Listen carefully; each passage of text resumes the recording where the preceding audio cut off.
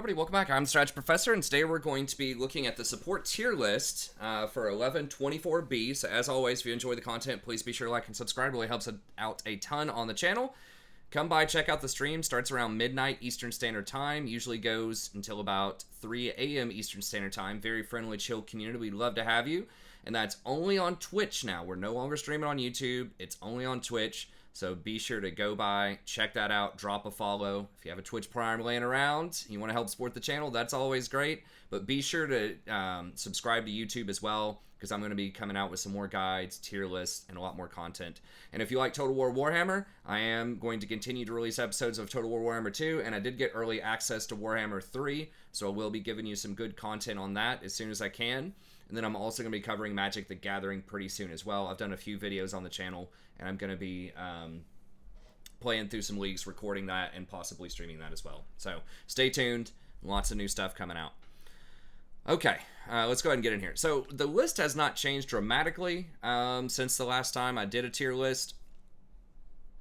I did move Sona up just a little bit more. She seems really, really strong right now. I know that I haven't played her as much as some people would like for me to play her on stream, Black Falcon. But I don't know, maybe I'll play her a little bit more. You know, the main thing with Sona is it just feels like you don't have a lot of agency to make plays with her. You do have an ultimate, and that does CC people, so, you know, with good usage of that, you can kind of make some plays. And she does have a speed up with her E, so you can rotate in that sense, but you don't have any dashes. And you have really low base stats, so if you do get camped, it can be rough. So it's got to be a little careful as far as, you know, warding and trying to rotate and dealing with getting camped. Sometimes that can be really rough. But overall, her stats, is really difficult to deny, right? She's got a 55% win rate right now, over 56. And there is a newer build on her that is somewhat interesting that some people suggested, and I think I've lost every single game I've tried this build. But to be fair, those games were just dumpster fire games anyways. I think it was like maybe 3 games that I've tried this build, but it's like, you know, everybody lost their lane, so it's a really tough sample size. But you'll get tier early, and then you can eventually change it into the new Archangel Staff. So this got a huge discount, minus 400 gold, a couple of patches ago. And it gives you a lot of stats that you want now. It has the 65 ability power, the 200 health, gives you a little bit of ability haste. So not a ton, you know, but if you have like 1500 mana, it's going to give you like 8 ability haste. So not crazy. But whenever you get it transformed, then it heals you for something like 70 every time you cast a spell, I believe. So, you know, when you're just machine gunning out spells like that, you can heal pretty rapidly. So I think that's why a lot of people are considering getting this. And, you know, she does have a lot of AP in general. I don't know if it's going to say the Seraph stats. Let me just look it up.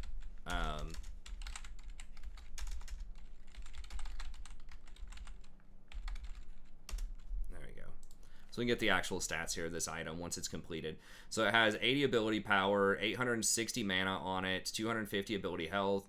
Now with that, with your base mana, you're probably looking at like 1200, 1300 mana, which again is going to be like 8 ability haste or so. And it grants ability haste equal to, okay, 1.3% of your total mana. So it's probably going to be closer to like 15 to 20 ability haste once you get that completed. Then you heal for 35% of your mana spent up to... you know, a certain amount up to whatever that is, 40, 50 per cast. So basically it's going to be like 50 per cast. So when you cast all 3 spells, you're going to heal for 150, which is pretty big. So just one rotation of spells and you're effectively going to have 400 health, and you heal yourself and you shield yourself whenever you do all that. So if you get those 2 items, that can give you quite a bit of defense, especially if you get some defensive like boots, which are kind of popular on her, like plated steel caps or something like that. And if you take exhaust, it can actually be somewhat difficult to blow you up. And the cost efficiency on the item is pretty big. I mean, if we just look, the total gold value is 3,600, really 3,900. So you're getting almost 150% just raw value off of that, not including all of the healing that you're doing. So it's pretty good. It's a pretty good item. And that's why a lot of people are getting that. Now, if you get that, that means that you're not buying stuff like Staff of Flowing Water or Ardent Censer. And sometimes those could be a little bit better. You're also not getting Grievous Wounds with this. Sona's not a great Grievous Wound user. And frankly, you don't really need it a lot of times, I think, just because you can out-heal and shield anyone else anyways. So if they're healing and making the game, you know, making the fights last longer, then that's probably fine because you're going to win long fights anyways. So anyways, that's something that's relatively new that's been going on with her. People are back on kind of the airy build, Gathering Storm, just to sort of scale up. You have to have Revitalize with Moonstone, which is what everybody's doing. And ideally, if you have a tank on your team, that's going to be a lot better for you, but she can be okay without a tank. Now, I will note that Shirelia's does have a higher win rate overall than Moonstone, but I don't know, like, Shirelia's might be worth it if you have a bunch of bruisers on your team. You got, like, Garen's, Darius's, Olaf's, stuff like that, just because you aren't getting another plus healing and shielding item if you're going Archangels anyways. So you do get the passive just healing off of Moonstone, which is really strong, and you do have healing built into your kit, so you probably do want to go Moonstone in a lot of situations. But if you do want that need for speed, if you're ahead and you just want to continue to snowball, Shirelia's is pretty good as well. And I will note here that these defensive boots, the plated steel caps and like Mercury treads, both of those have about the same win rate as Ionians. A lot of people like Ionians. That's sort of the greedy, you can cast more spells, but I would go a defensive boot in a lot of situations because you will get focused, and if you don't die in the first 5 seconds, you probably just win. Now, this is a very big discrepancy, though. If you look at the Chemtech, like I said, it's not really that great on her. It's okay. She does like all the stats on it, but it doesn't have any health on it. Like, there's no defense whatsoever, and it doesn't buff up your allies at all. It just gives the Grievous out. So it's still good at 60%, but this staff has a 66.5% win rate. And then Ardent Censer and Staff of Flowing Water also have 65 and 64 respectively. So that's a significant difference. So any of these three items is probably better than Putrefier. So I think that she is, yeah, really, really good. So maybe I'll try her some more. And look at the graph here too. She obviously scales, but she stays up the entire time. The Soraka graph, for some reason, she starts off pretty strong and falls off a cliff. And I think that's because Soraka, so much of her power is budgeted towards her healing. And with Sona, you have so much more, right? You have shielding to go with your healing, but then you also buff up your allies with your W, or with your Q rather, giving them extra damage. You give extra people extra movement speed with your E. So I think Sona is just a little bit more well-rounded. Although Soraka does have that constant global pressure, if you're really good at utilizing that ult to turn fights in top lane or mid lane, then she can be pretty good. But I think Sona is probably better overall in most situations, unless she gets banned. And she's not really banned that much. Even though her win rate's super high, she's just basically never banned. Okay, Lulu. Now, Lulu is banned a lot, and there are certain combinations with Lulu that make her possibly even better than Sona. It just depends on the matchup and how well your teammates do. But Lulu, if you combine her with something like a Kog'Maw, Twitch, Jinx to a lesser extent, but some of those really high damage, high range, backline champions that scale very well with attack speed, she can completely take over games. It's really hard to burst through her. Because her ult is an infusion of health, it's not a heal, so it doesn't get reduced by Grievous Wounds. And of course your W is going to give extra movement speed and extra attack speed, combined with your picks, which not only gives a shield, but in the mid game it's going to give you basically an extra 80 on attack damage. So some of these champs that attack really quickly are going to be great with her. Vayne's another one who's really good with Lulu. So she's the best at buffing up single target champions and protecting single target champions with her ultimate, with the polymorph. So she's just single target, single target, single target, right? Versus Sona gives buffs to everybody, and she has an AoE ultimate that CCs. Sona's much better in a clean 5v5 team fight, but Lulu's much better if you have one person on your team that you can just really amplify their damage, and they can turbo, 1v9 carry 1.5. Right, with Lulu there. So anyways, she's the perfect complement to a hyper carry that you have out there. Now, she's going to want to go Shirelia's most of the time because Moonstone is, like, all right on her, but because her ultimate doesn't count as a heal, you don't get any value out of the Moonstone buff with that. It still does affect your shield, but in general, you just want that movement speed off of Shirelia's. It just complements her kit really well. Allows people to, either kite people back faster or stick faster, or I should say stick to them better when they're trying to chase them down and get those auto attacks. So I would probably do Shirelia's. And then second, usually you want to do Ardent Sensor. Just because it enhances your kit. It gives extra attack speed, gives extra on-hit damage, and it has a bunch of other stats that you want. So it's just a really classic combo, just Shirelia's plus Ardent Sensor on her. Again, the Putrefier has a much, much lower win rate. It's like a 5% lower win rate than either of the other two main alternatives. So it's kind of a trap item on her because you're giving up a lot of other items that could buff up your team even more just so you have those Grievous Wounds. So it is nice to be able to get Grievous Wounds as a support so other people don't have to go out of their way to get it. But again, if it's kind of a longer fight and you're buffing up a hyper carry, it's probably not going to matter if they're healing a little bit, with their Gore Drink or their Sterix or whatever. You'd rather just give your team more buffs.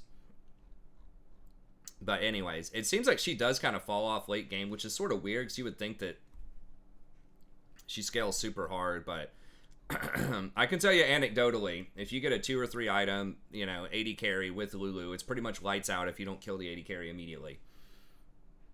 So, very strong champion right now. Nami is another one that's really good, really underrated champion. Everyone knows that she does go very well with Lucian, but I think that she pairs well with a lot of champs out there right now. She has really good early game aggression, especially if you can hit the bubble. As you can see, her chart kind of spikes up a little bit. Once she gets to like that, no items to about 1 item with the mandate, it's pretty good. A lot of people are back on the Aerie build. I've asked people, why don't we do Electrocute? I don't have like a perfect answer for that, but I think that Aerie is just a little bit more consistent and you just have better secondary runes. So like Mana Flow Band, Transcendence, and Gathering Storm or Scorch are gonna be better on Nami than some of the other things. I guess that Cheap Shot is pretty good. It just depends on how hard you can hammer in the early game, I suppose. So I don't know. Electrocute's probably not that much worse. I would imagine. It's at 51.7. Aerie's at 53.6. So Aerie is about 2% higher win rate. And like I said, the best explanation I can give you is that just these secondaries might be a little bit better. This consistently, if you're just walking up, auto-attacking, and Wing, it's a lot easier to trigger Aerie. Like, you don't have to hit 3 spells. Now, with Lucian specifically, because he gets auto-attack resets and a lot of spells, I think it's still possibly better to do Electrocute just because he can trigger it so much faster, because your E counts towards helping him trigger that. So it just depends on how much your ADC is going to actually trade with you when you put an E on him. But if you're just trading by yourself in lane solo, which is what happens a lot of times, ADCs just sit there and farm until you get to Diamond Plus a lot of times, then Aerie's probably going to be a better choice. And Aerie's going to scale better later on into the game a lot of times too. So anyways, good early game pressure, good trading, really good all-in threat if you hit your bubbles, and pretty good disruption later on with the R. You only have 1 heal, so you don't scale as well with plus healing and shielding out there, although you also aren't affected by Grievous Wounds as much as some of the other champs. And you really do control movement speed very well with your passive, being able to speed people up, and then being able to slow people down with the E as well. So, really good early game champion, particularly with Lucian, but there are some other ones as well that can benefit from that slow. So, yeah, pretty good champ. And then I have Rakan here. Now, some people might argue that Rakan could be lower. I still think that he's the best, like, really high skill cap champ right now. If you're very good on him, I think that he's probably one of the best supports in the game. But a lot of people aren't going to be really good on him. I mean, I personally haven't been doing so hot on him in the preseason either. But I do think that he is a pretty good champ overall right now. You're still going to want to go Shirelia's into Putrefier on him. So you do want the Grievous Wound item on him just because he doesn't make as... like, he just likes that better than things like Ardent Sensor or Staff of Flowing Water. Those are both probably, I think, still pretty good on him. It's all very close. It's all very close. Knight's Vow, surprisingly. No, actually, it does. I don't know. I was thinking 66%. It's 56. Okay, yeah, it's worse. But yeah, anything that's Putrifier or Zeke's or Redemption are all sort of a similar win rate. And they're all about 60% if you get to those two items. So the big thing with Recon, as you can see, he does really well late game. The big thing with Recon is you just have to know when to go in, when to go out. And he can kind of have a tough matchup if they have a really strong like team fight presence with a lot of CC. If you get locked up, it's really going to be a problem. So if they have, you know, certain kinds of tanks that could potentially lock you up, he could have a hard time sort of running through and getting onto that back line. Can have a hard time bursting people out with Lulu. You know, if you have to go too far back, then your team may not be able to follow up if they've got like a big Nunu or a Mundo or something like that standing in front of them. So even if you go onto the back line and you catch that twitch, the rest of your team may not be able to follow up in time if Lulu just like, you know, ults the twitch and buys enough time for him to scurry away. So Rakan's not as good. Like most engaged champions, he's not as good against tanks. And some tanks are coming back into the game. So he's going to be a bit better off than something like a Leona, I think, just because he can scale a little bit with plus healing and shielding. And you do have the option of getting an Ardent Sensor or, you know, other team fight, you know, buffing items, Redemption, if you want to, versus you can't really do that on like Leona or Nautilus. So he's okay, but I think he's really at his strongest when you're against like agile assassin type of champions that are relatively easy to blow up. But though people are not playing those as much, it's either full on tanks or people with Sterix or shield bow still, and both of those can be potentially kind of rough for him. So anyways, I still think that he is going to be a really good champ in the meta. Now, I will say that I still do like Font of Life. I know some people are getting Shield Bash, and it's possible that, you know, Shield Bash does help you out in lane, gives you, you know, 1 or 2 extra armor and a little bit of trading. But Font is very good if you do think at any point in the game you might get a Staff of Flowing Water or you might get an Ardent Sensor, then Font is going to help you distribute that a little bit better to get the heal, to get those buffs. But, I mean, if you want a little bit more early game power and you know you're going to go Putrifier anyways, and realistically most games are over before you complete your third item, so if that's the case, if you're just going Shrilly as Putrifier and then game's over, then maybe you should take Shield Bow. But Font is nice to have on the table just in case you do get ahead and you do want to go for the Ardent Sensor. And I think the Shield Bow like buffs are so negligible in the early game. I'm just not sure that it's worth getting because this only triggers on your passive, right? Because when you shield someone else, it doesn't shield you. And it's only shields. It's not when you heal yourself with a Q. So basically you get one little bonus if you have your shield on and you attack before they break it. Well, I guess even if they break it, it doesn't matter. But you get a small bonus, you know, once every 30 seconds or something. A lot of times you get an extra like 5 damage or something. So I don't know, maybe in some matchups it really does matter a lot, but I would probably rather go Font or even Demolish, honestly. If you think you're going to be able to win the lane anyways and Font doesn't matter, maybe Demolish is just the way to be, just to get more plates earlier. But either way, I do think that Rakan has a lot of potential, but realistically I'll almost put him down a tier just because a lot of people aren't going to be able to unlock that, and you know the enchanters are just so strong. But I'll put him here just for the potential. And then Soraka, like I said, step down from Sona, but still going to be pretty strong overall. Really good global presence with her ult. Now, a lot of people make a big deal about the ult erasing Grievous Wounds, but the thing is, a lot of those Grievous Wound items are just going to reapply Grievous Wounds pretty quickly after she erases it. So you do get some value out of the ult, but it's not like it makes them immune to Grievous Wounds for the duration. It can be reapplied virtually immediately with a lot of the Grievous Wound items, right? Like if it's Executioner's Calling or something, literally they just auto-attack the person one more time, and they're going to have Grievous on them again. So it is pretty cool. It does allow you to get more value out of your ultimate, but I don't think it's as like anti-healing, if that makes sense, anti-Grievous Wounds as people would like to think it is.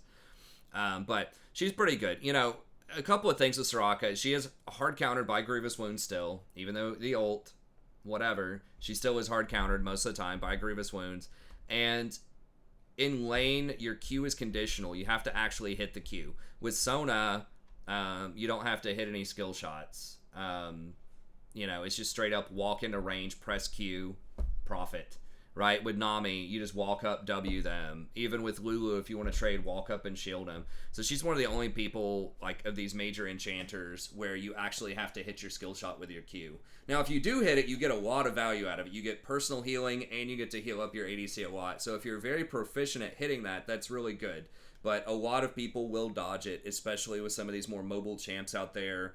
You know, the Lucians, Vaynes, Ezreal, stuff like that. If they're going to get hit, they can dash out of it if they want to.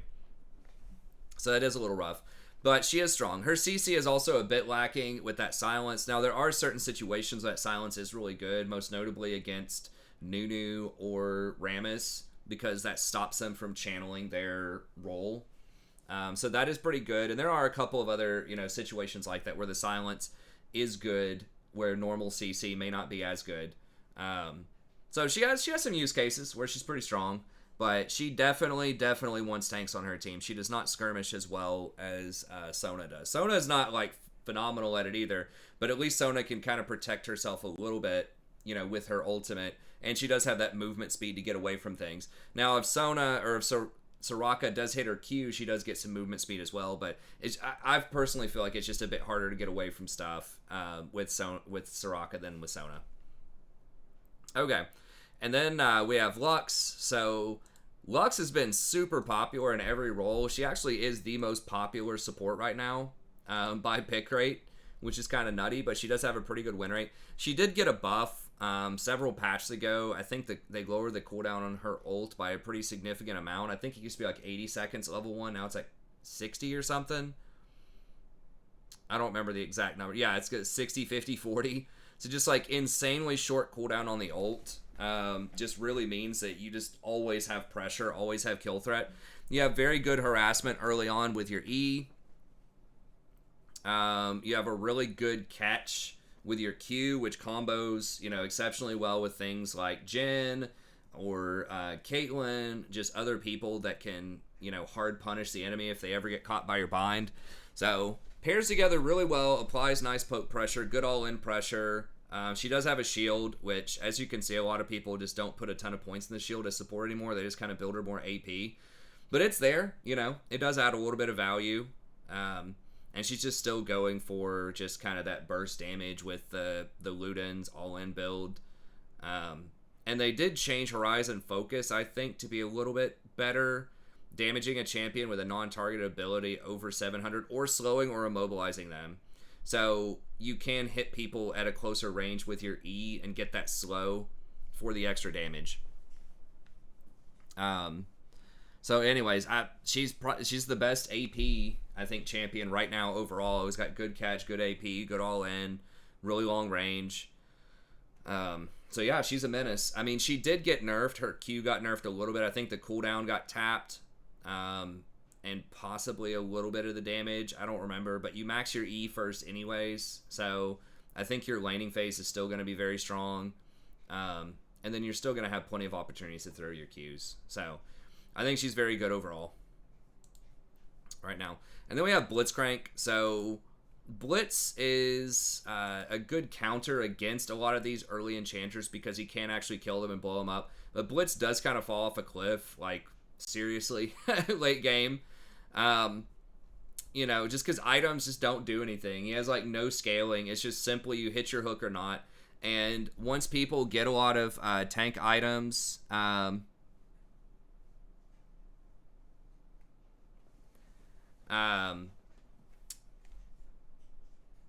so he's good if you can hard dominate. If you can roam, or if you can land a lot of hooks and you're against like double range, squishy enchanters, you know, immobile ADCs, your Jinxes, your Jhin, stuff like that bottom, and you constantly land those hooks, he can be very good. And, you know, the Glacial Augment does help out a little bit, just to give you a bit more utility. Now, I believe whenever you first land your hook, from them towards you. I'll have to see the range on that, but it is going to put a lot of ice around where they were. I think the ice might be kind of close to connecting with you and where you are as well. I'd have to see how that behaves. But it does offer a little bit of slow, makes it more difficult for people to get away. Even if they flash and try to run away, they're going to have to, navigate around the glacial. It does lower the damage of everybody else that gets slowed by it. This rune did get nerfed recently, but I think it's still pretty good. So yeah, I mean, Blitz is very simple. You land your hooks on non-tanky champs, you win. A lot of it is just very skill dependent on how often you hit the hooks, and very comp dependent, how many tanks they have. If they're rolling with like Mundo and then Nunu in the jungle and they've got Ezreal bot lane, things like that, you're going to have a really hard time winning the game. But against a lot of the meta picks right now, he is going to be pretty strong if you can play him proficiently, because he just doesn't have anything really other than the hook. The ultimate is nice to break things like Sterix and Shield Bow, but you have to wait until those activate and then clear it off, so sometimes that can be a little awkward. But anyways, he's a pretty strong champ overall. Yuumi is another one. I know Black Falcon loves Yuumi, and some people love Yuumi on the channel. I think that she's okay, but I'd probably still just rather play Sona. Yuumi is just like the ultimate, you have to have someone on your team that's doing something, because you have like no roam potential on her, and you only affect single targets really, right? So it's kind of like Lulu in the sense that you can buff up a single person with your W buff, with your E, movement speed, attack speed. So she's just basically like a Lulu that can't be targeted, but is much, much worse on her own, right? Like at least Lulu has the potential to roam. She can run because she gets boots, and she can speed herself up with her W, and she can run up the river and maybe make a play. Like obviously she's not the most brutal roamer in the game, but she can roam. With Yuumi, you can't roam, right? Because you're not buying boots. And that's a benefit, that you get your items faster, because you basically get a free 950 gold because you don't have to, buy boots. But it can also be a real hindrance. Now, obviously, she's going to really shine if you have a duo, particularly if you, have someone that can go invisible or roam, so like Twitch, obviously. Or if you have like an Evelynn or something like that in the jungle, you can take advantage of that. So she's really, really good if you have a friend that you're duoed with and they can hard carry and you really just want to buff them up. She's great. So she's a really good duo partner type of champ. But I just think in YOLO queue, where you're just not sure what you're going to get, you're basically giving the enemy a free lane a lot of the time. If you pick Yuumi, you can scale. If someone does start going off and does really well, you can complement them. But your vision's bad. Your vision is just atrocious. Your roaming is atrocious. So that means your objective control is going to be pretty bad, but you do buff up other people pretty well. So I think in a lot of situations at most ELO brackets, she's just going to be a worse Lulu. But, if you get into higher ELO brackets, especially if you're duoed, then I think she can be a lot better. Brand, Zyra. So Brand is pretty good right now overall. If you are up against stuff like Sona, it can be a little bit rough just because she's just going to heal through a lot of your harassment, especially if you're against an ADC that's going to be getting Shield Bow. They're going to get an early Vamp Scepter. Enemy's going to get healing from Sona or Soraka or Nami or whatever. So it's just really hard to poke people down in lane right now. I think that Lux works because her poke can be so consistent if you aim it. She has really good wave clear, and she has really good catch all in with her Q. So I think Lux is a slightly bit of a different story. But with Brand, he still can do a ton of damage. It's just, again, it's really hard to get people into that kill range unless they just consistently walk up and allow you to EQ them. It's going to be pretty difficult. But if they do have a lot of melee champs on their team, then your ultimate can be extremely strong in the mid to late game when everybody's grouped up. So that's good. Another major issue, everybody's got the Shield Bow, everybody's got the Sterix, and a lot of ADCs, especially things like Vayne, are going to be taking Wit's End as well, and that just makes it almost impossible to ever kill him. So, he is good. And then you've got the Crown of the Shattered Queen, people getting protected from all-in burst. So this says Brand is countered most by Sona. I mean, Sona kind of counters everything. She has a really high win rate. But anyways, he's pretty good. I would pick him. I would consider picking him. Maybe if they have a ton of melee, like I said, they're going to be grouped up. Especially if you don't have any other AP threats on your team. If your team's all AD and you need an AP, he can be a good option. Zyra's another one, and I would probably prefer Zyra to Brand. Most of the time I'll move her over a little bit. Just because she has more consistent poke in the early game. She has better vision control. They both have a similar level of team fight, but her ult can actually knock people up. So that, you know, piece of AoE CC is very handy, and especially if you have something like a Yasuo on your team, then that's obviously going to be pretty good. She is a bit harder to play. You have to get used to, you know, the timing on when to cast those plants when your spells are coming in. She does have about a 2% higher win rate right now. They get very similar items. She does like to get that Demonic Embrace second. But yeah, overall, pretty good harassment in the early game if you can get through all of the healing, and pretty good team fighting. And really what sets her apart, like I said, is just the vision. And then Maokai, I guess, will be the last one that I'll talk about here, because I do want to try to keep this under 35 minutes, make these a bit shorter. I have tried Maokai again recently, and he feels all right. He did get a couple of quality of life buffs, and a nice thing about Maokai is that you can build him two different ways. You can go for a tank Maokai, or you can go for the AP seed Maokai. So if you have to early pick him in a draft, you can kind of just wait and see what your comp is, what the enemy comp is, and then decide if your team needs a little bit more AP and poke, or if they have a lot of tanks, you know, and it's just not going to be that valuable, and you just want to be tanky yourself, then you can go for the tank build. I have personally had more success with the AP builds, but statistically, the tank builds seem to be outperforming right now. So Comet looks like what a lot of people are on, which is a little curious. Comet is good with the, I mean, it's basically the same thing as Aftershock. If you're going tank build, I would still go Aftershock, but Comet is, you know, going to be good if you want to go for the Seed Max build. And then as you can see, win rate wise, the tank stuff is a little bit better, with like Deadman's Plate being the first item you want, just because Maokai has a really good engage with his W, because people can't dodge it. It's going to get them if you get into range. But the problem is getting into range, because you don't have any gap closers, and it's a very short engage. I think it's like 500 range on the W. So this allows you to just run up there, basically gives you mobility boots on a stick with a lot of other stats. So it's just a really good item on him. And even just getting those pants early on, the 800 gold pants that give you that movement speed, is pretty nice. That does allow you to roam around pretty well. Also, if you want to try that out. And then a lot of people, I think, are getting the Boots of Swiftness. Yeah, that's sort of some of the new technology people have been doing. Now, the tanky boots are still pretty good. But this Boots of Swiftness, just, again, it pairs really well with Deadman's Plate to make sure that you can get in range to kill people. It just allows you to stick to people a little bit better, too, and just kind of, you know, maneuver around a fight.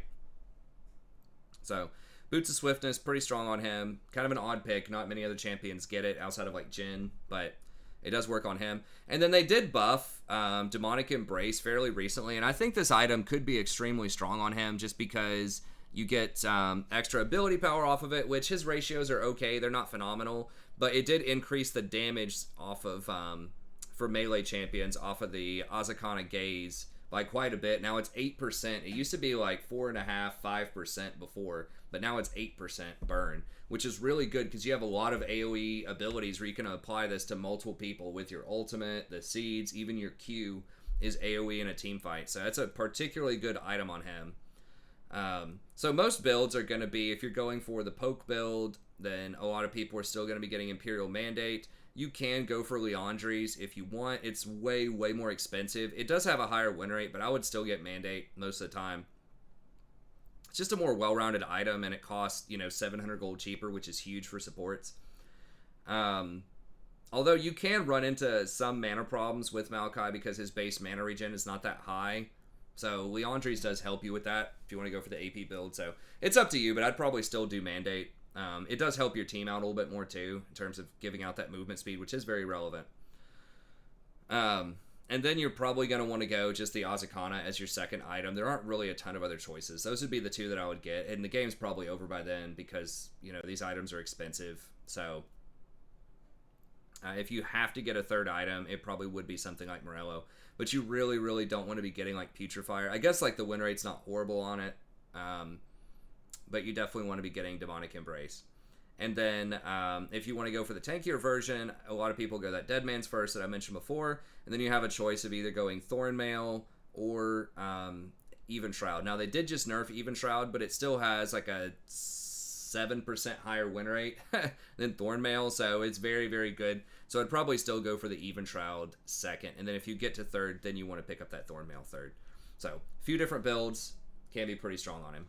And I guess that's going to be it for this video. There are some other champs that are doing okay. I think the game is fairly well balanced right now, outside of like Sona and Soraka, who both have like 54, 55% win rates. Everyone else is in that 48 to 52 win rate range. So I think there's a lot of really viable stuff out there that is strong. Like Morgana is good if you do play engaged champs. You can still snowball off of stuff like Leona and Thresh. I just think it's a bit harder right now just because of the itemization, the way that sort of the meta is going. But overall, lots of good options. Anyways, that's going to be it for this video. Thank you very much. Hope you enjoyed it. Be sure to like and subscribe if you did, and I'll see you next time.